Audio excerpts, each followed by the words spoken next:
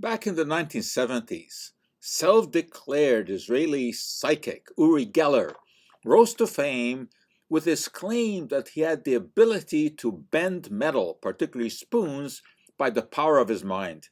And this power had been conferred on him by aliens. And he showed perfectly ordinary spoons. In fact, he allowed people to furnish the spoon. And then he would just concentrate on it. And it seemed that by the power of his mind, that spoon was bending. It was a pretty good illusion, trick. Of course, in the magic community, we know how this is done. Anyway, these days, Geller has shifted his focus from bending spoons to bending minds in a different way. He has declared that if Vladimir Putin persists in his attempts at war, particularly launching a nuclear war against the West, he is going to pay a very heavy penalty, because Geller is going to use every molecule of his mental power to make sure that any attempt that Putin makes against the West is going to backfire. He will make sure that his computers will malfunction, and so will his missiles. Now, this is not the first time, of course, that Geller has made claims.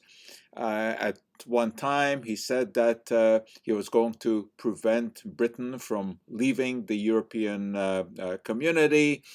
He also said that he would mentally heal an injured hip that Andy Murray, the tennis player, had. And he would also allow Scotland to beat England in the European Football Championship just by using his mental abilities. Well, his mental batteries must have been undercharged at those times, because none of those actually happened.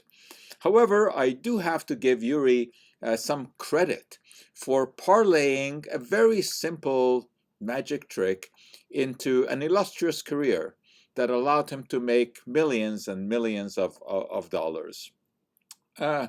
He even, I guess, in step with his career, he has become an inveterate collector of spoons. And he says he has spoons that were used by President Kennedy, by the Dalai Lama, by Elvis Presley, and even by Napoleon. I'm kind of envious about that, because I like to collect spoons as well, and I don't have any of the ones that Geller has, but I think I do have one that he does not have. And that is a spoon that was used by James Randi when he visited us here at McGill, when he was an invited speaker at one of our public science symposiums, the Trottier Public Science Symposium, back in 2010. And I'm pretty sure that Geller does not have a spoon that was used by Randi. Randi, of course, was the arch nemesis of Geller. So anyway, I'm sure that Putin is very scared of Geller's mental powers. And if there should be no nuclear war, I think Uri will certainly take credit for that. And that for today is our Cup of Joe.